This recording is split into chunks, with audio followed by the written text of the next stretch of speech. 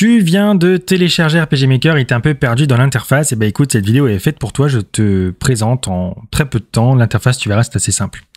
Au milieu de l'écran, tu vas retrouver ta map. C'est là-dessus que tu vas pouvoir placer tous tes éléments graphiques et tous les événements. Les événements, ça va être tous les objets avec lesquels ton personnage va pouvoir interagir. Ça va être les PNJ, les monstres, bref, tout ce qui va donner vie à ton jeu.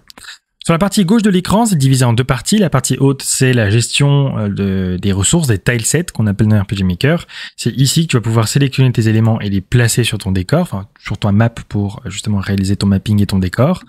Tu as donc différentes couches ici, A, B, C. Tu vas pouvoir gérer et avoir une multitude de choix pour mapper tes différents niveaux. Sur la partie inférieure, tu as la gestion des maps, notamment. Tu vas pouvoir créer autant que tu veux. Tu peux pouvoir naviguer entre les maps ici. Sur la partie supérieure, tu as plein de boutons qui sont plus ou moins pertinents. À gauche, tu as la gestion du projet en tel quel, la gestion de ton jeu. Tu vas pouvoir créer un nouveau jeu, charger un jeu ou sauvegarder ton jeu. Les boutons d'édition, tu vas pouvoir couper, copier, coller. Le bouton de retour en arrière, hyper important quand tu te trompes notamment. Deux boutons de gestion soit graphique, soit des événements de ta map. C'est ici que tu vas pouvoir justement naviguer entre les deux approches. Pour l'aspect graphique et mapping, tu as différents boutons. Donc dans RPG Maker MZ ici que j'utilise, tu as 5 boutons, mais ici ça peut varier en fonction du logiciel que tu utilises. Soit une approche intuitive et automatique, soit une approche par couche.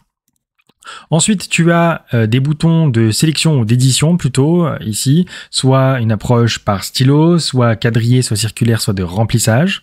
Tu as un bouton de gestion des ombres, ici, où tu vas pouvoir ajouter ou supprimer des ombres dans RPG Maker. Des boutons de zoom et de dézoom, ou de ratio 1 par 1. Tu as un bouton de base de données, un bouton qui est incontournable. C'est là-dedans que tu vas pouvoir gérer tous tes héros, tous tes ennemis, les objets de quête, les objets tout court, les consommables, les armures, les armes, bref, toutes les données de ton jeu, c'est là-dedans que tu les retrouves. Le bouton de gestion des modules. Les modules, c'est tous les éléments que tu vas pouvoir ajouter à RPG Maker pour pouvoir personnaliser ton jeu. Le bouton d'accès à la librairie, là-dedans tu vas pouvoir accéder aux musiques d'ambiance, aux effets sonores par exemple. Bouton de recherche d'événements si tu as besoin de retrouver facilement un événement que tu as créé dans ton jeu.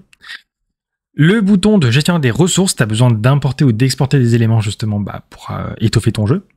Le bouton de génération, donc ici c'est un générateur de personnages où tu vas pouvoir créer visuellement tous tes personnages et tes ennemis, bref tous les personnages de ton jeu. Et enfin, le bouton de test, évidemment, tu vas devoir tester ton jeu avant de vouloir le distribuer. Voilà, c'était une vidéo très rapide de présentation de l'interface. Si tu veux en savoir plus, n'hésite pas à consulter ma page, je fais plein d'autres tutos. Je te souhaite une excellente journée et je te dis à très bientôt. Salut!